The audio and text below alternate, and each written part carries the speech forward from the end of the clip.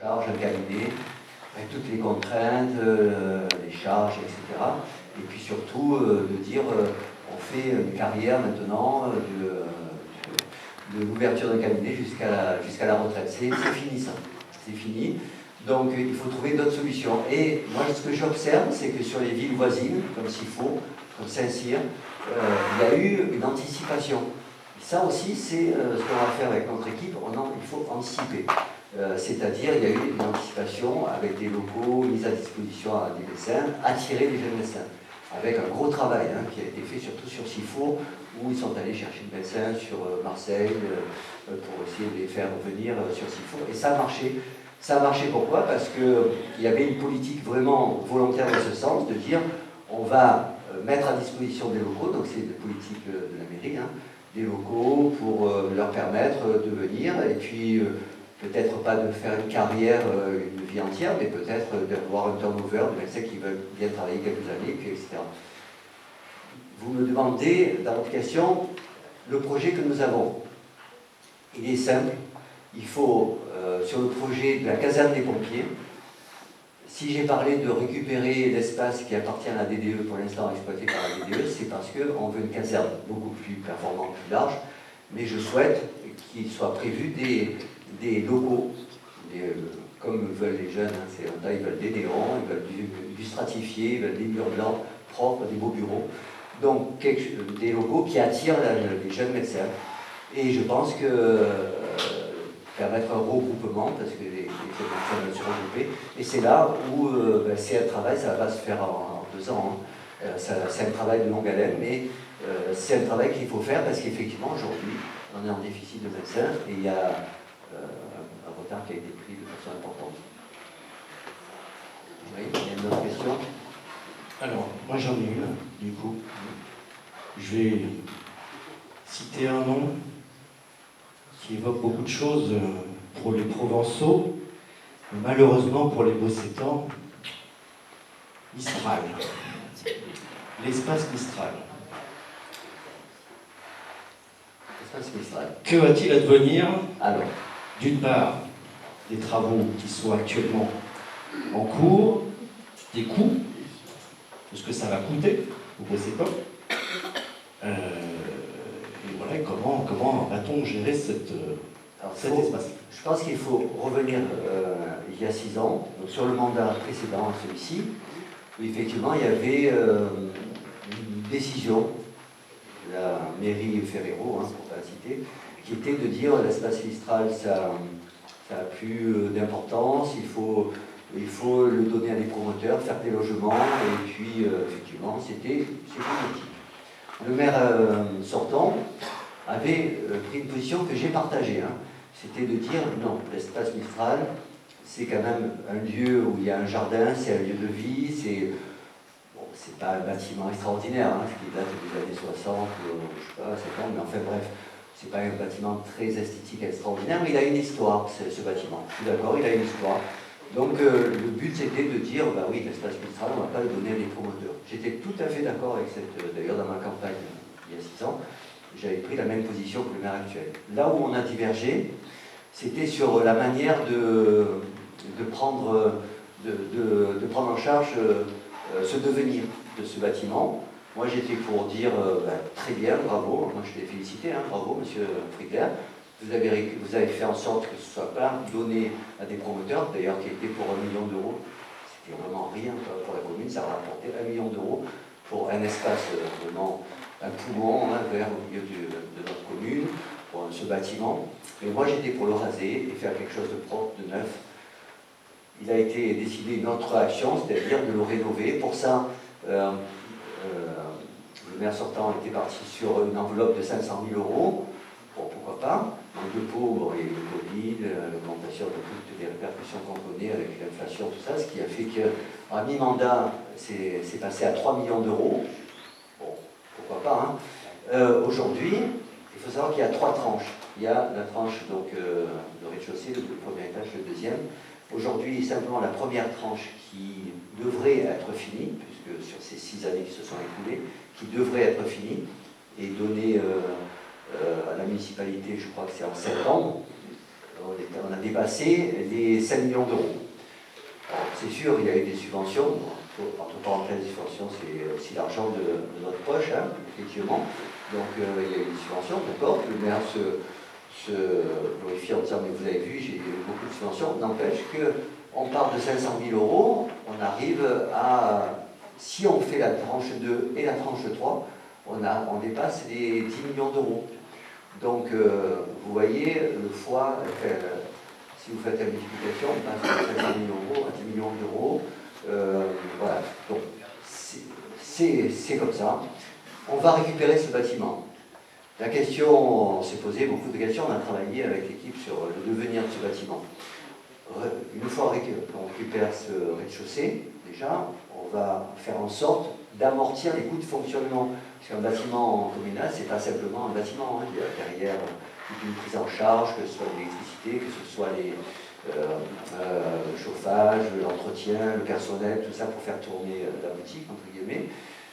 Donc, essayer de trouver un moyen d'amortir au moins ce fonctionnement. Et après, dans un deuxième temps, trouver le financement pour il va falloir le finir. Hein. De toute façon, on ne va pas dire on va casser les contrats parce que ça va nous revenir beaucoup plus cher que ce qu'on pense. Donc, il faut faire attention. Mais par contre, il faut être prudent. Mais par contre, il va falloir trouver des marges de manœuvre, peut-être des délais différents pour répartir ce coût. Parce qu'il ne faut pas oublier qu'on a l'église en même temps. Et ça, par contre, c'est une urgence maintenant. L'église est fermée pour 3 années. Donc on a 3 ans pour rendre l'église au Bossétan, donc à l'ouverture de cette église. Donc il y a des choix stratégiques qu'on mettra en place. Et là c'est pareil, hein, je ne vais pas inventer la poudre. Hein, une fois élu, on prend les dossiers, on voit les contrats, on discute et on négocie. C'est comme ça que ça se passe. Mais comment tu les rentabilises en fait? Alors pour les rentabiliser, moi j'ai... Pour rentabiliser, moi j'ai une idée comme à Bandol, hein, il y a ce qu'on appelle l'unité Alzheimer de l'hospitalisation de jour. Bon, c'est une idée, hein, mais il y en a sûrement d'autres, hein, ça on va se pencher dessus. Moi j'ai cette idée où il faut qu'il y ait un partage avec les associations, mais aussi avec un roulement et puis une association de ce type-là qui permet d'être pris en charge par les mutuelles et autres dans le financement et l'exploitation d'une zone comme ça, mais aussi une rentrée d'argent pour la mairie. Ça veut dire qu'il y aura une vocation à cette association qui sera un peu du même type. Mais ça, c'est un travail aussi à mettre en place.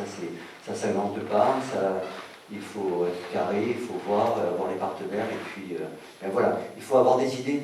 De toute façon, on ne pourra pas se permettre, même si c'est bien, même si c'est louable, de réserver que ce bâtiment pour 5 ou 10 associations. Il faut que derrière, il y ait une mixité. Quoi. Il faut trouver des solutions de partage de ce bâtiment et de le rentabiliser. Comment? Il y aura un entendement pour les communions, les retraites. Là, il y a l'église, alors, c'est ça? Ah, ça c'est pour l'église? Oui. Ah, ben pour l'église, elle est fermée pour 3 années. Alors, effectivement. Il y a un entendement pour l'église.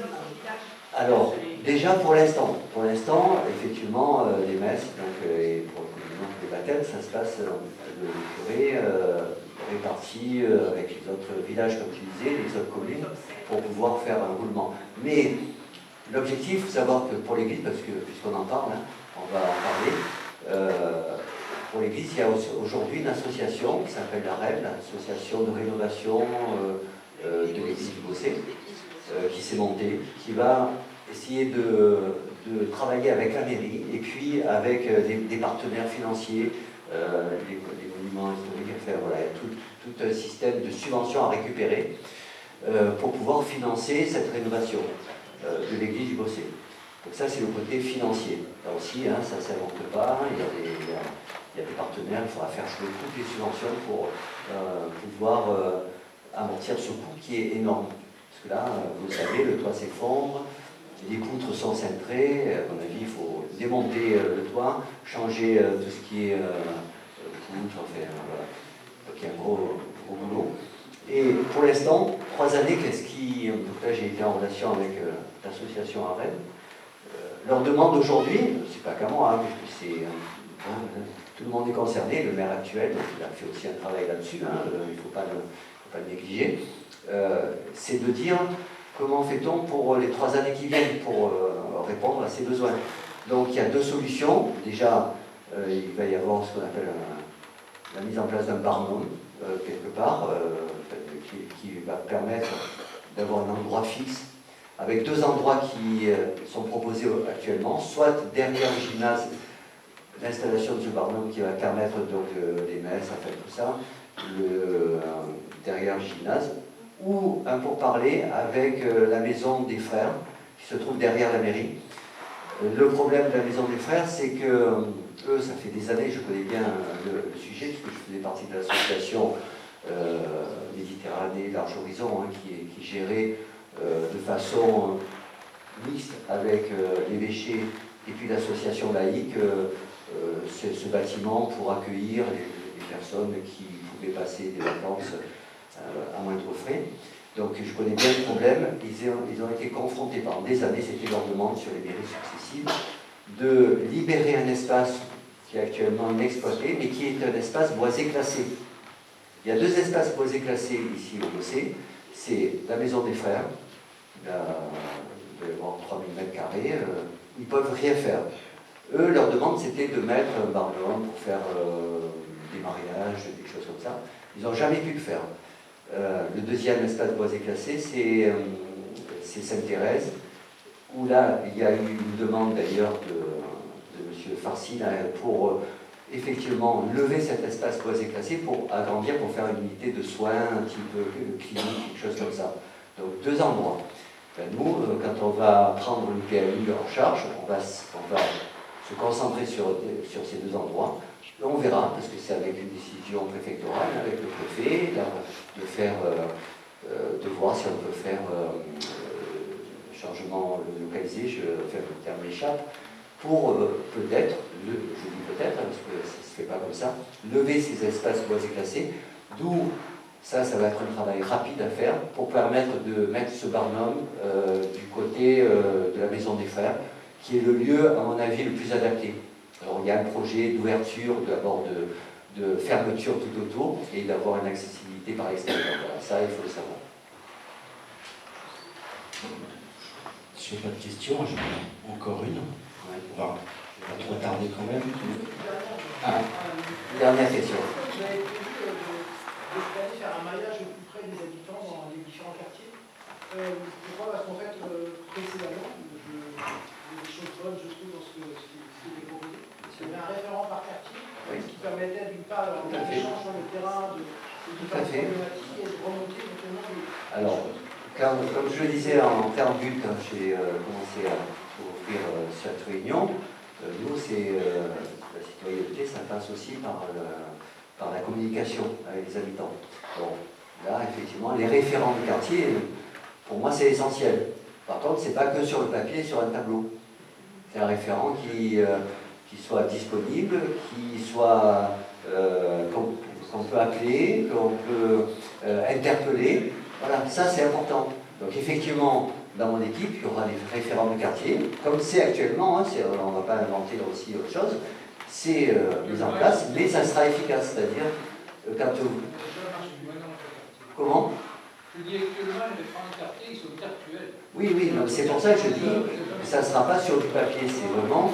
Et là, je veillerai, en tant que maire, je veillerai à ce qu'il y ait un compte-rendu mensuel ou une réunion semestrielle des quartiers pour répondre aux besoins d'un quartier spécifique.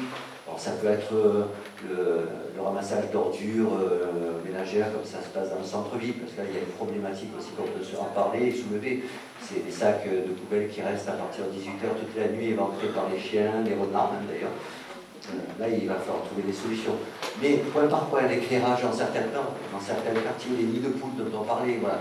Ça, le référent de quartier, il aura ce rôle-là.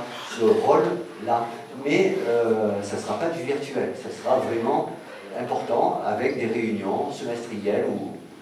Et dans ce cadre-là, on a parlé des services techniques, où Gilles prendra en charge des services techniques. On va mettre un numéro d'appel qui permettra de répondre aux problèmes ou aux problématiques dans les 72 heures maximum. Là, c'est important, c'est-à-dire que vous avez un problème, un encombrant, vous appelez, dans les 72 heures, il faut que ce soit réglé. Voilà, ça, c'est un objectif aussi. On a les moyens, il ne faut pas oublier que la mairie, ce n'est pas que les élus. Oui, pardon, Gilles. Régler ou une réponse apportée. Ou une réponse apportée, exactement. Exactement, en sachant que voilà, le Bossé, ce n'est pas simplement que des élus. Hein. Les élus sont en lien avec les fonctionnaires territoriaux. Et on parle là, effectivement, sur ce sujet, c'est des services techniques. Il y aura une réponse adaptée en fonction donc, du problème. Et dans les 72 heures, il faut que ce soit réglé. Il n'est pas question de, comme on le voit actuellement, d'abord où c'est injoignable, où les personnes sont injoignables, ou alors on verra. Voilà, c'est la réponse, on verra, on va s'en occuper. Mais bon, 3 mois plus tard, c'est toujours on va s'en occuper. Donc voilà, ça c'est terminé, ça sera terminé. Et pour l'accessibilité, il y aura les après-midi sans rendez-vous également à la mairie.